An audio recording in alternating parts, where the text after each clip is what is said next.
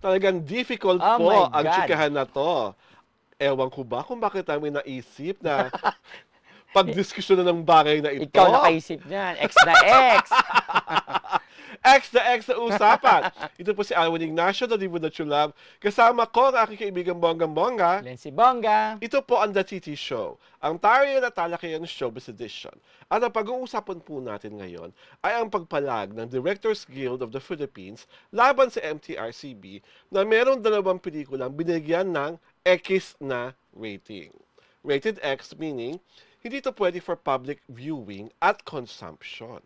Ang mga pelikulang in-X, una, ay ang Dear Satan, kung saan bida si Paolo Contis. Yes. At ang pangalawa ay ang documentary film na Alipato at Moog. Yes. So, babasahin po muna namin kaibigang Glenn ang official statement ng DGPI bago namin ito talakayin. Yes. Basa kaibigang Glenn. Ayan, pahayag ng DGPI, the Directors Guild of the Philippines, unequivocally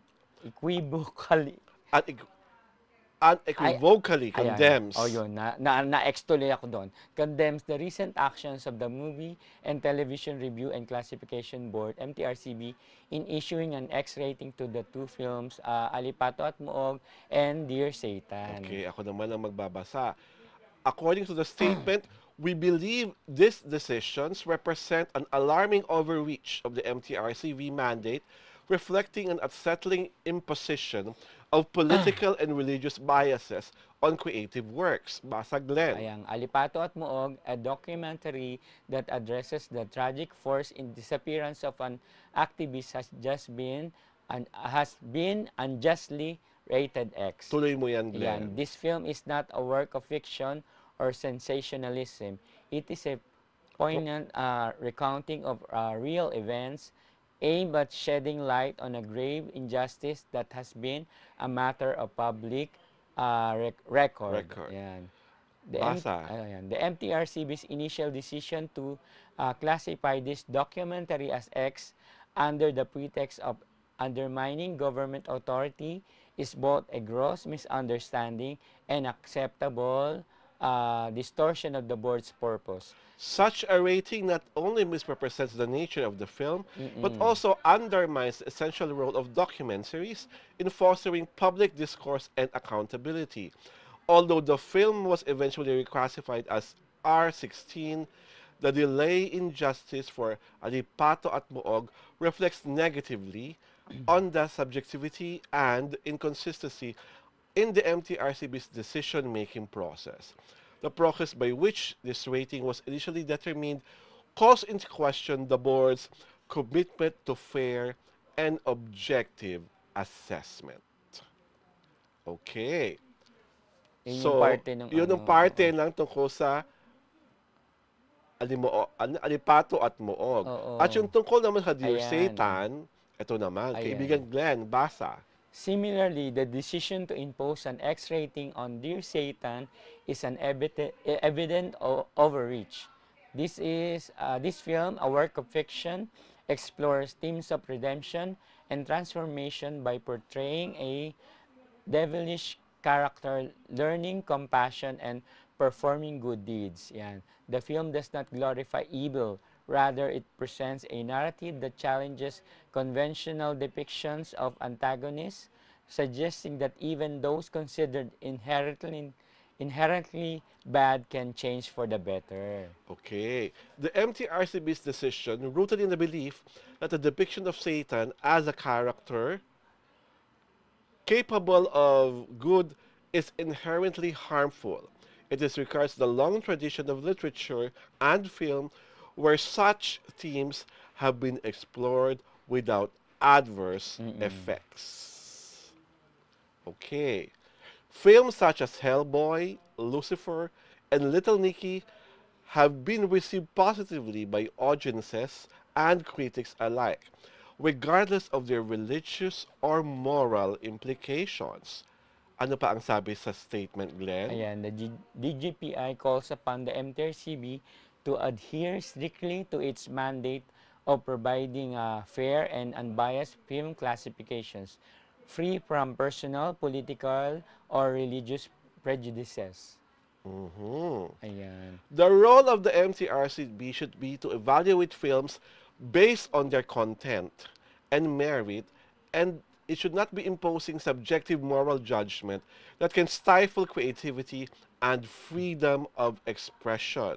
Basa, Glenn? We urge the MTRCB to review its procedures and ensure that future ratings are based on transparent, objective criteria that respect the diversity of artistic expression. Go, Glenn. Ayan, the DGPI remains committed to advocating for the rights of filmmakers and the integrity of the creative process. Maraming Yan. salamat. Yan ang sabi ng DGPI. At ang nakapirma rito ay ang kanilang presidente na si Yes. Mark Mealy. Mahabang-mahaba ang letter at ito lamang ang aking makasabi tungkol dyan. Bilang tao na may karapatan ng bumoto, may perang pambili para sa mga ticket sa mga sinihan, ayokong sasabihin ako ng kahit sinong tao kung ano ang pwede at hindi ko pwedeng panoorin. Kung bibigyan mo ang isang pelikula ng R16 o R18, ibig sabihin, adult na may sapat ng pag-iisip, pang-unawa, para panoorin ang isang pelikula. Pangalawa, hindi naman ako naniniwala na halimbawang may mga pelikulang may temang reliyoso o maaring inaatake ang paniniwalang reliyoso ng isang tao, masisira ang pundasyon at katatagan ng kahit na anong reliyon na pinanghahawakan mo o pinaniniwalaan mo. Kasi, saan ka naman nakakita, nakasabihin o maririnig mo mismo sa isang taong gobyerno na parang na-assault ang kanyang religious beliefs dahil sa hindi siya makapaniwala na si Satanas ay gustong magbago. Ay magiging mabuti. Ay gustong maging mabuti. At sa akin, isang malaking slogan lamang, yung drama-ramang pahayag na ang freedom of expression ay hindi absolute at hindi rin limitless. Yon ay ang kanyang, that quote is attributed from the MTRCB chief herself. Okay. Si Miss Lala Soto, nung tungkol sa bakit na X ang alipato at mo. So sa akin talaga, nakaka-offend na may mga tao na nagsasabi sa akin bilang adult na, oy, hindi mo dapat panoorin yan. Kasi pag pinood mo yan, masisira ang moral fiber mo. Masisira ang paniniwala mo sa Katolisismo. Masisira ang pananalig mo sa Panginoon. Who are you to tell me,